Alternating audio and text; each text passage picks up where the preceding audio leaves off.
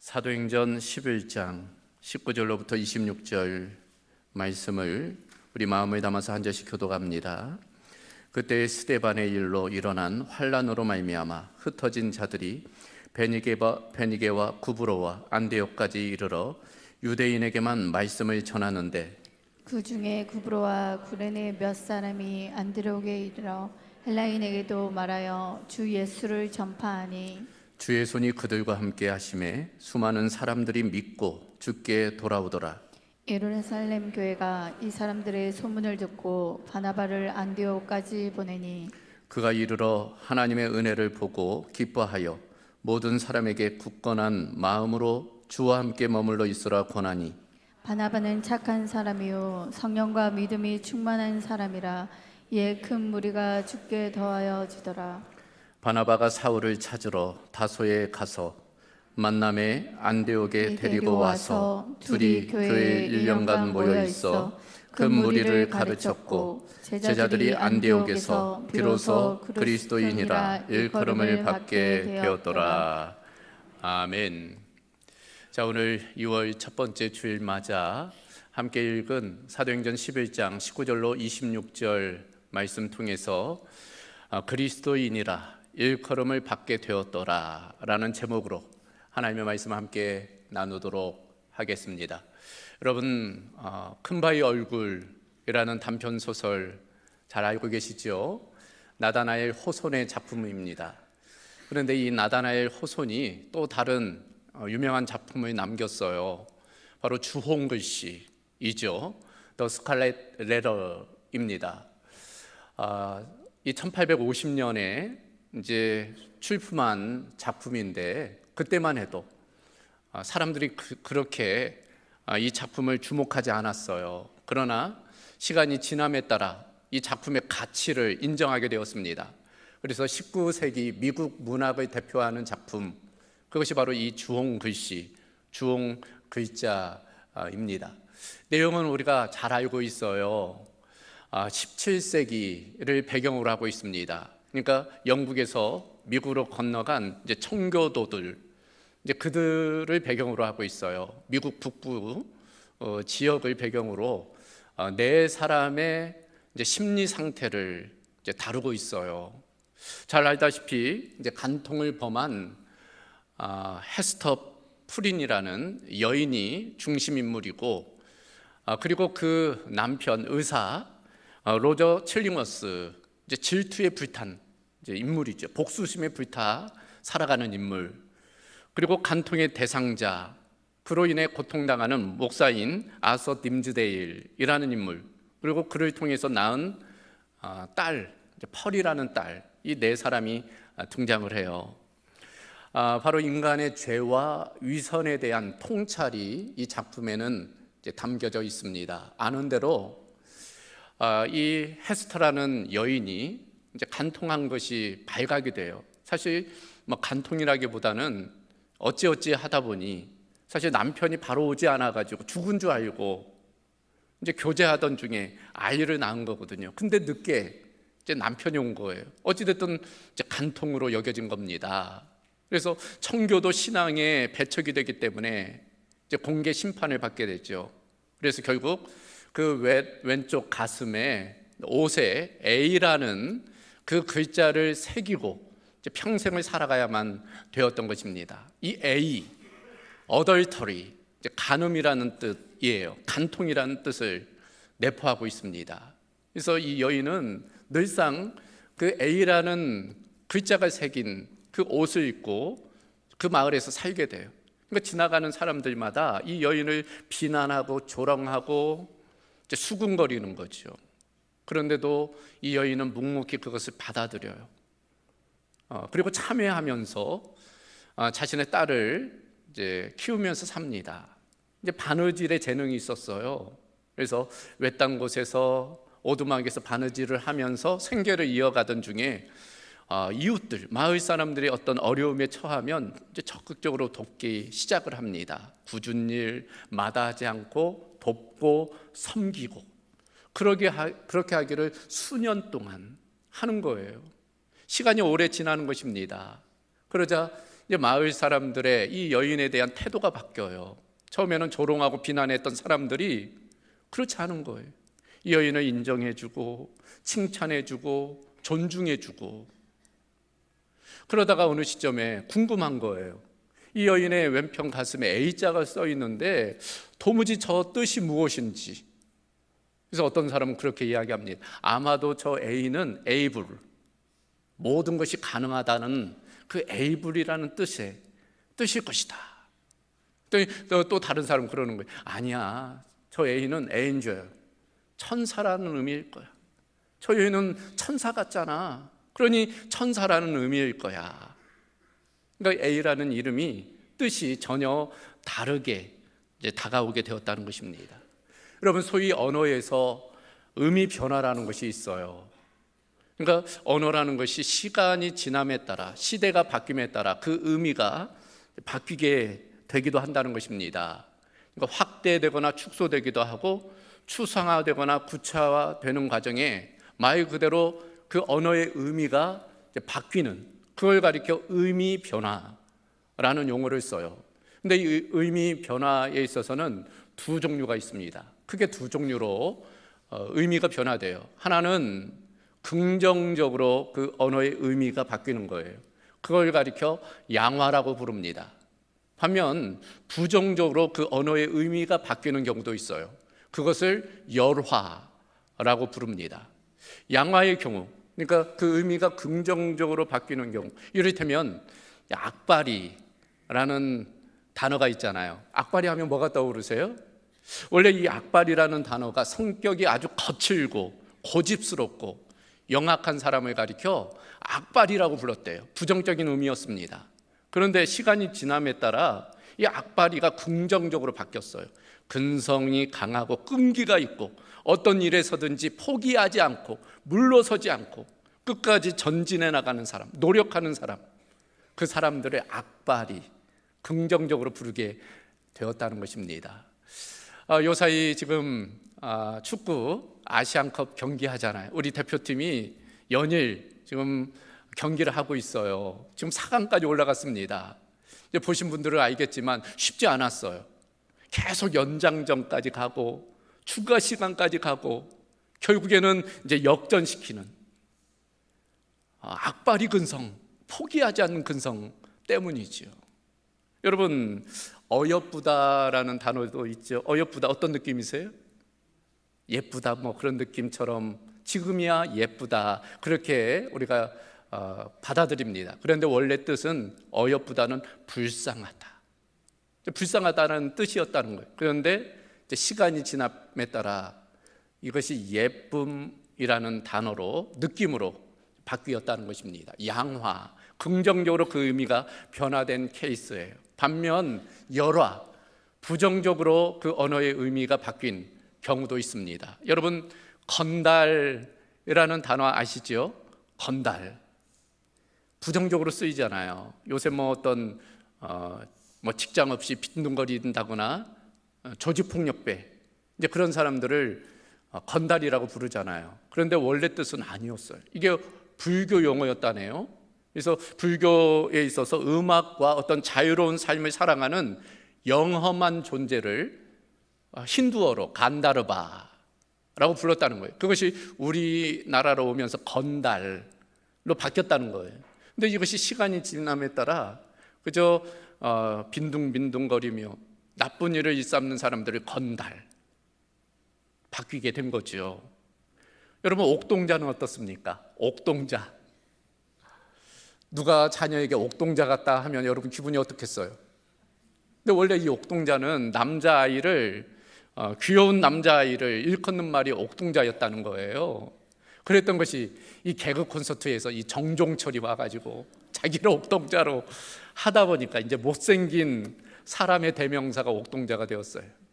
부정적인 의미로의 변화, 열화입니다.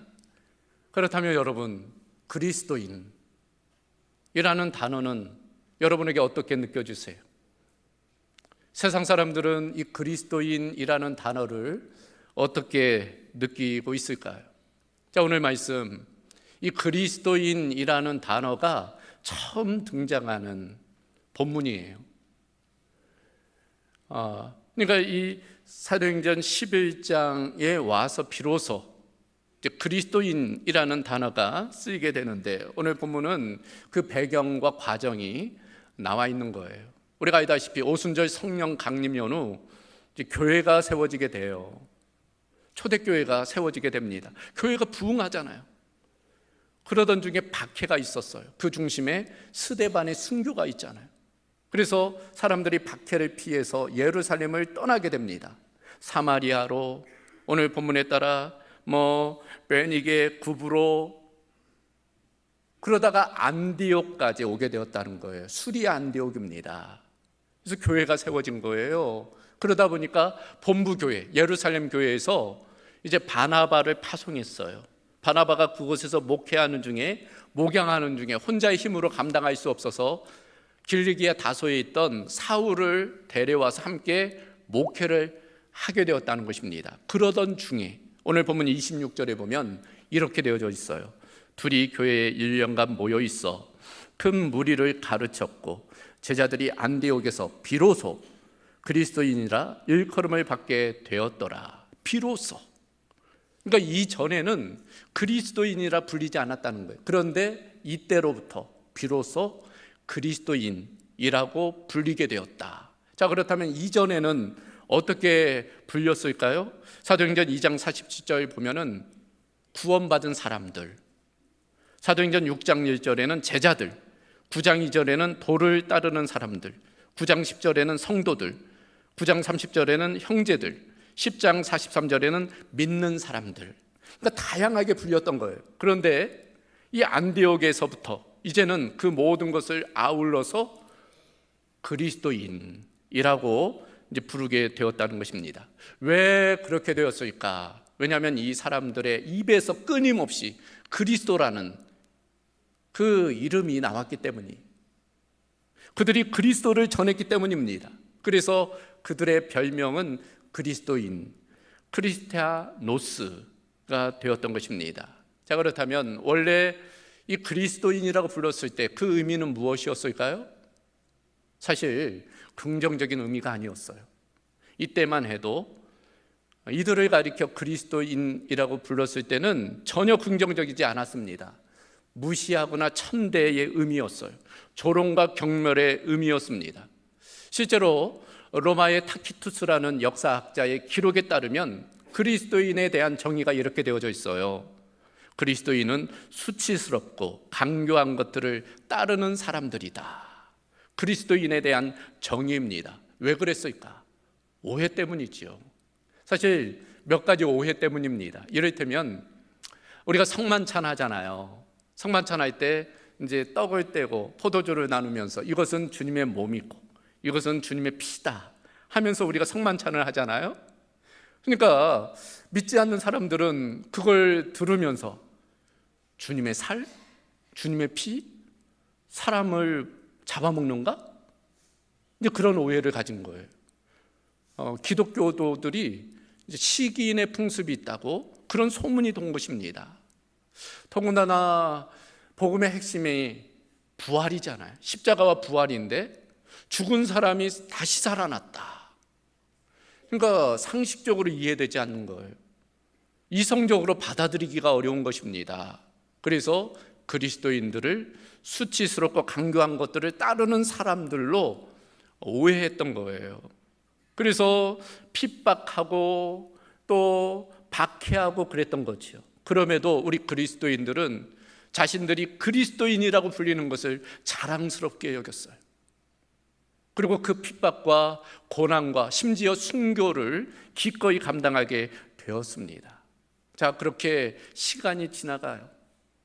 이 우리 그리스도인들은 그리스도의 생명으로 살아가게 되지요. 그리스도인답게 살아가게 됩니다. 세상 사람들과는 달리 살아가게 돼요. 그러다 보니 그리스도인이라는 의미가 변화되게 돼요. 그 전까지는 조롱과 멸시의 이름이었다면 어느 순간부터 존경과 칭찬의 이름이 된 거예요.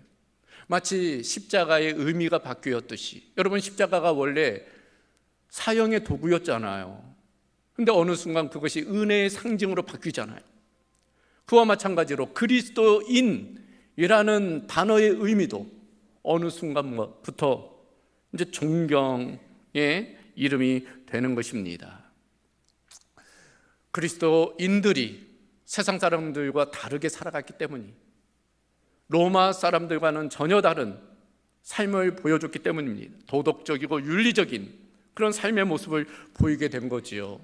그래서 심지어 로마의 지도층들은 암암리에 며느리는 그리스도인 며느리를 드려야 된다. 그래서 그리스도인 며느리를 얻기를 그렇게 원했다는 거예요. 그만큼 그리스도인의 영향력이 대단한 거예요. 결국 로마를 변화시킨 것입니다. 그것이 로마뿐일까요? 우리나라도 마찬가지잖아요. 우리나라에 처음 복음이 들어오고 선교사님들이 복음을 전할 때만 해도 얼마나 많은 박해가 있었는지 몰라요. 믿는 이들, 그리스도인들을 얼마나 핍박했는지 모릅니다. 서양 귀신, 양귀를 믿는다고, 양귀를 따른다고 그리스도인들을 천대하고 멸시하고 박해하고 죽이기도 했어요. 그러나 우리 그리스도인들이 예수 그리스도의 생명으로 진실하게, 거룩하게, 윤리적으로 살아가다 보니 어느 순간부터 사람들의 인식이 바뀌게 돼요. 그래요. 선교사님들이 오고 교회와 성도들이 교회뿐만 아니라 학원 사업, 긍휼 사업, 의료 사업, 사실 한국 근대화의 중심에 한국 교회가 있잖아요.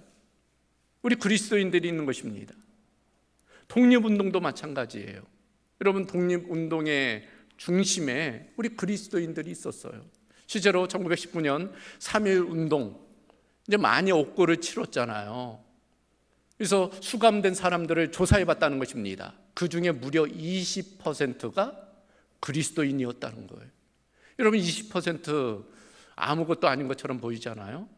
그러나 실제 이 당시 우리 대한민국의 인구가 1600만 명이었다고 그래요. 그 중에 그리스도인은 20만 명에 불과했답니다.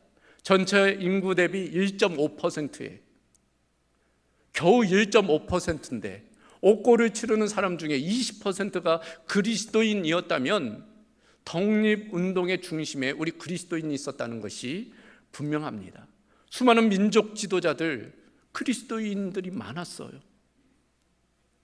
선한 영향력을 끼쳤던 것입니다. 이때뿐일까요? 이후로도 마찬가지.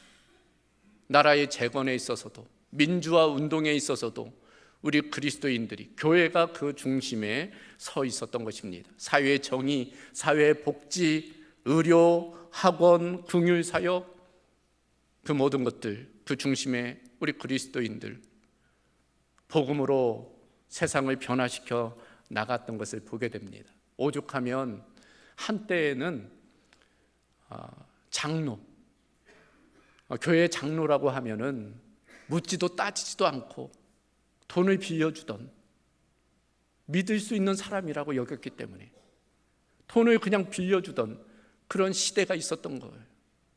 그렇다면 오늘날은 어떨까요? 지금은 어떨까요? 지금의 그리스도인의 이미지는 어떨까요? 저는 종종 이 통계를 좀 봅니다. 기독교 관련된 통계를 빼놓지 않고 보는데, 제가 통계를 쭉 보고 있으면서 전환점이라고 할 수 있는 것이 2017년이었던 것 같아요.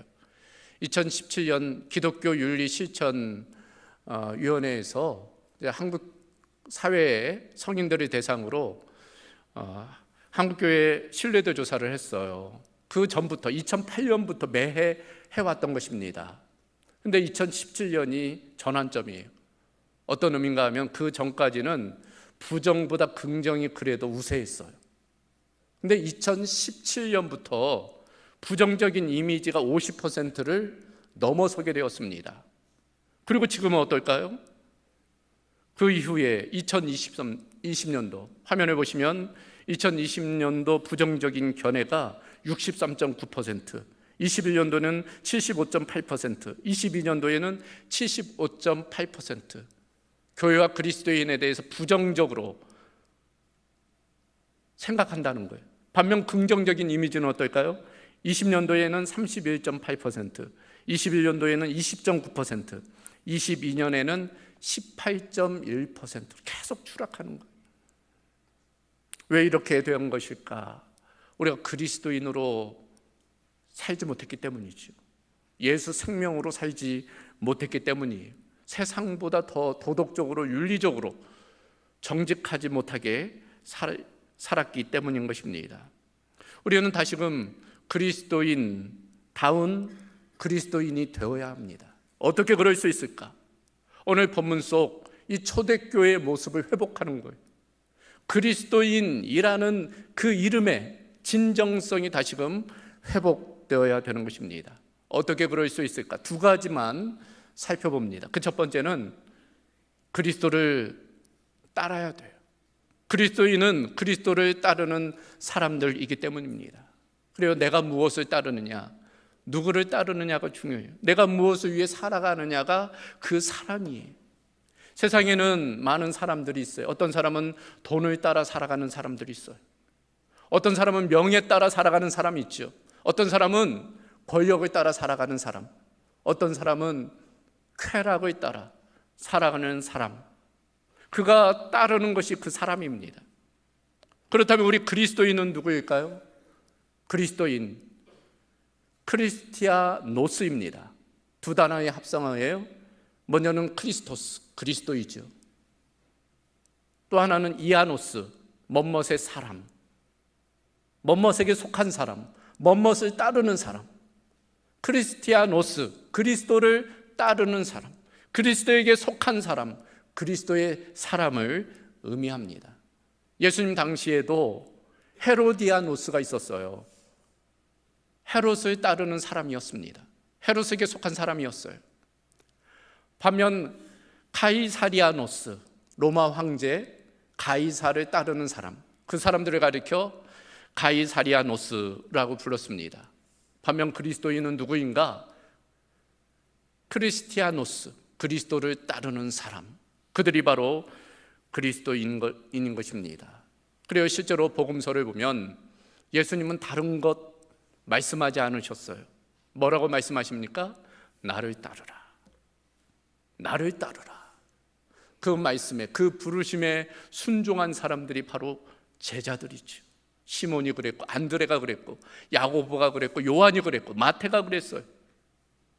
예수님의 그 부르심, 따르라는 그 부르심에 순종한 사람이 바로 제자이며 그리스도인인 것입니다. 실제로 예수님은 누가복음 14장 27절에 누구든지 자기 십자가를 지고 나를 따르지 않는 자도 능히 내 제자가 되지 못하리라.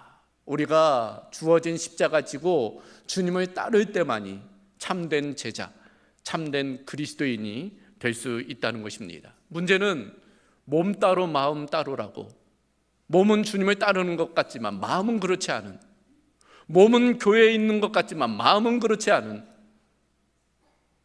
그런 경우가 있기 때문이에요. 예수님의 제자들 중에도 한때 그런 일이 있었어요. 어느 날 예수님 이제 십자가 지시기 위해 예루살렘에 올라가시잖아요. 내가 이제 예루살렘에 올라가면 구원을 위해 십자가 질 것이다 말씀하세요. 그때 제자들은 어떤 생각 가집니까? 동상이몽이에요. 이제 예수님 예루살렘에 올라가면 예수 혁명 정부가 세워질 건데 우리 한 자리 하면 좋겠다. 나는 우편 너는 좌편, 우리가 그 나라에서 영광을 얻으며 살자. 전혀 다른 생각을 가진 거예요. 몸은 함께 있지만 마음은 따로 있는 거예요. 그러므로 우리도 주의할 필요가 있습니다. 우리가 예수님을 따른다고 하지만 실제 그렇지 않을 수도 있기 때문이에요. 예수님이 목적이 아닌 수단이 될 때가 있기 때문입니다. 내 야망을 위해, 내 꿈을 이루기 위해 예수님을 수단화한다면 그건 예수님을 따르는 것이 되지 않는 것입니다. 자, 그렇다면 우리 자신을 한번 돌아봐야 돼요. 나 자신을 한번 돌아보는 것입니다. 나는 정말 예수님을 따르고 있는가? 나는 지금 무엇을 따르고 있는가? 어떻게 그것을 알 수 있을까요? 전혀 어렵지 않습니다. 세 가지만 자신을 한번 돌아보면 내가 지금 누구를 따르는지, 무엇을 따르는지를 알 수 있어요. 그 첫 번째, 내가 가장 많이 생각하는 것이 무엇인가? 내가 무엇을 가장 많이 생각하는가?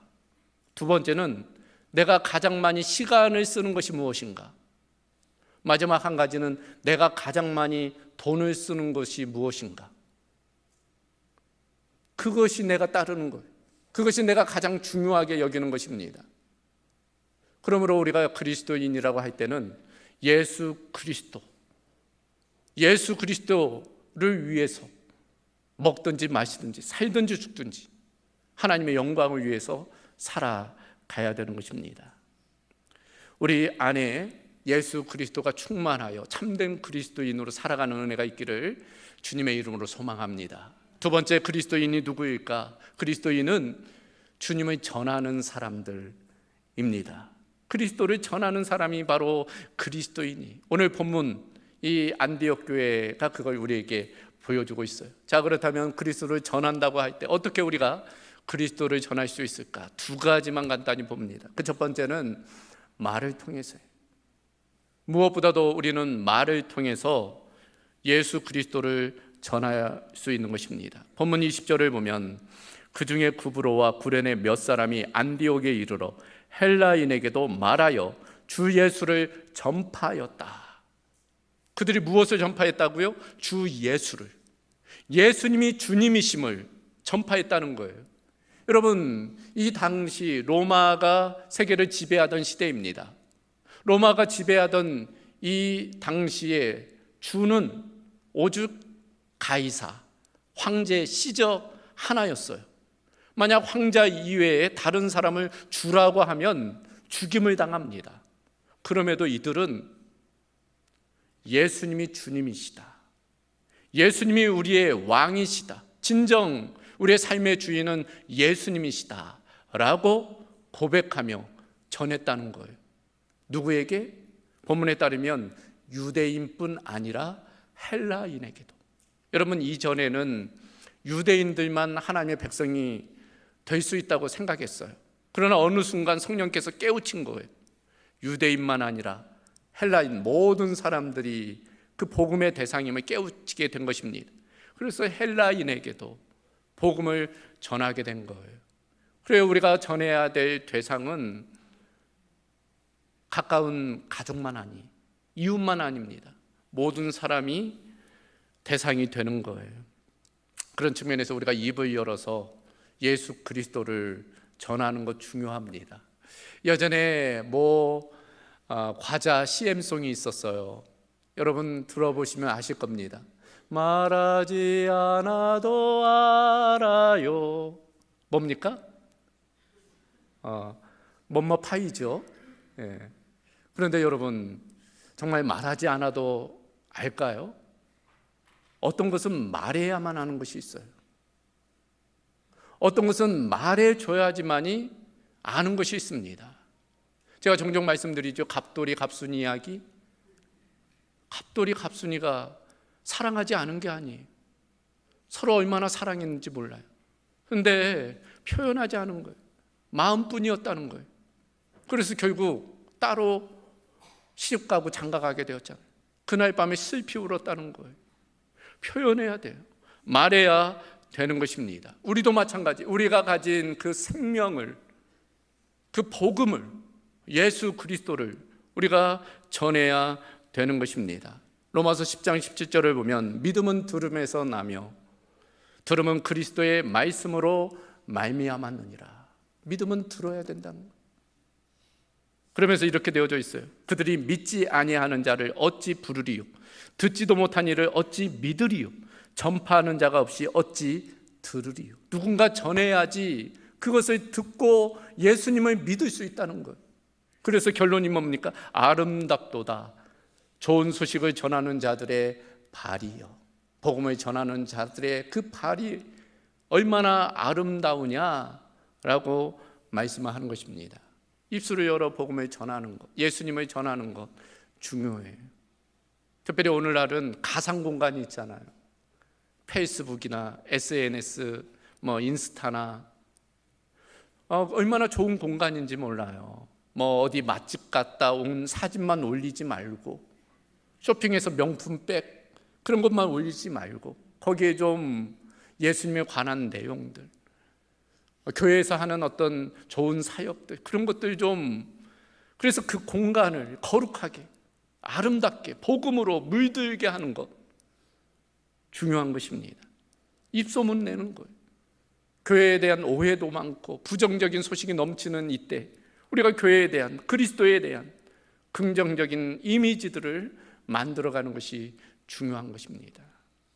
말을 통해서 그리스도를 전해야 됩니다. 두 번째는 삶을 통해서 해요. 여러분, 말보다 더 힘이 있는 것이 삶이에요.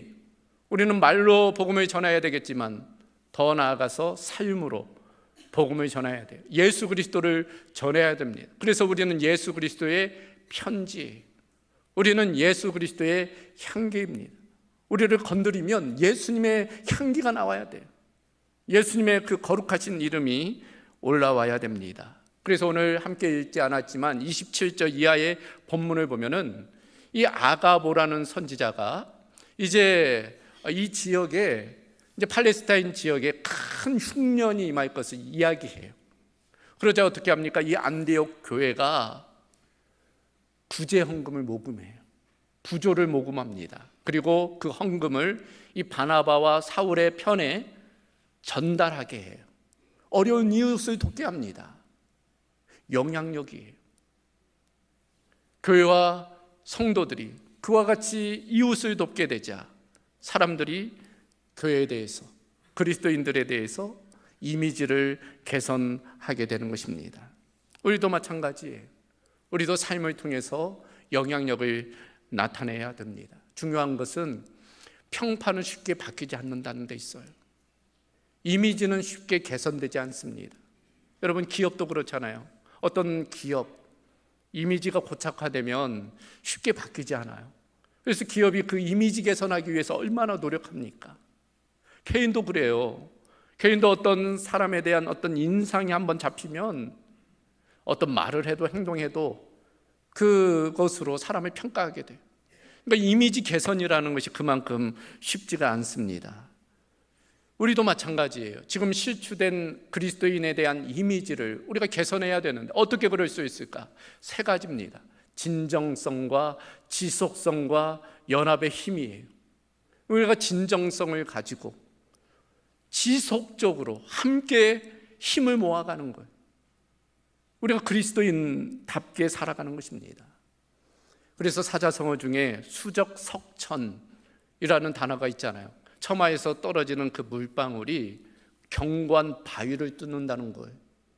여러분, 물방울 하나는 아무것도 아닙니다. 그러나 그것이 1년, 10년, 100년 계속 떨어지면 바위를 뚫게 돼요.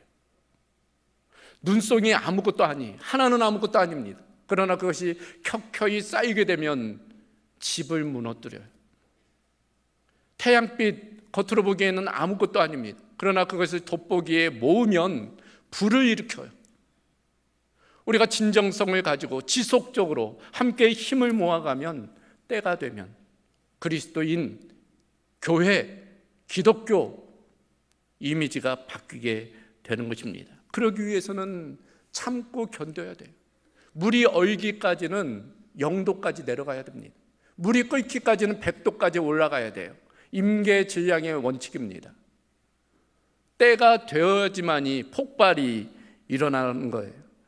우리가 그리스도인으로서 그러므로 진정성을 가지고 지속적으로 힘을 모아 우리 안에 있는 예수 그리스도의 생명을, 그 복음을 살아내고 그것을 전할 때 우리가 이 땅 가운데 또 하나님의 나라를 이루어가며 또 그리스도인의 이미지를 개선해 나가게 될 줄로 믿습니다. 그런 측면에서 우리에게 새 차원의 전도가 필요한 것 같아요.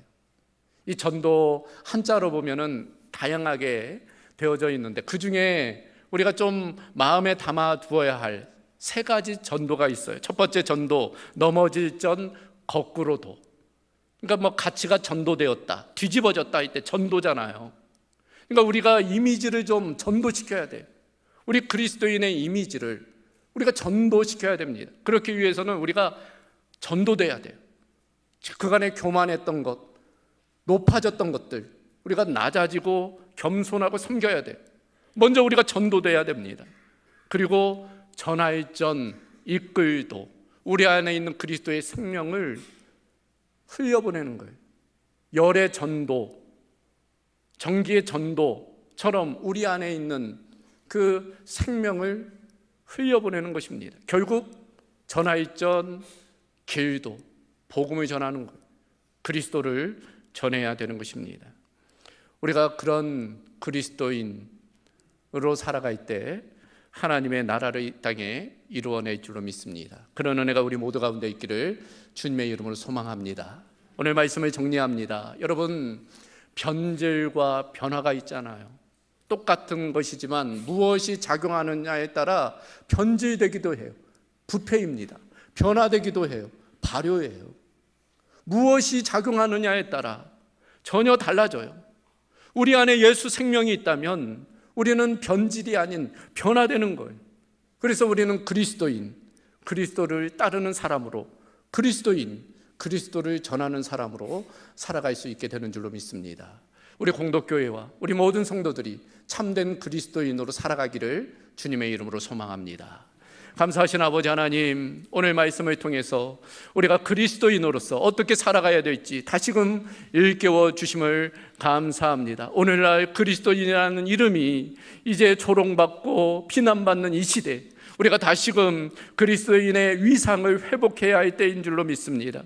우리가 진정성을 가지고 지속적으로 함께 힘을 모아감을 통해 그리스도인다운 이미지를 세워나갈 수 있도록 주여 함께하여 주시옵소서. 그 중심에 우리 공동교회가 있게 하여 주시고, 이 공동교회가 이 지역사회 가운데 칭찬을 넘어 또 존경받는 교회와 성도들 되게 하여 주시옵소서. 모든 것 주께 탁하오며 우리 주 예수 그리스도의 이름으로 기도하옵나이다. 아멘.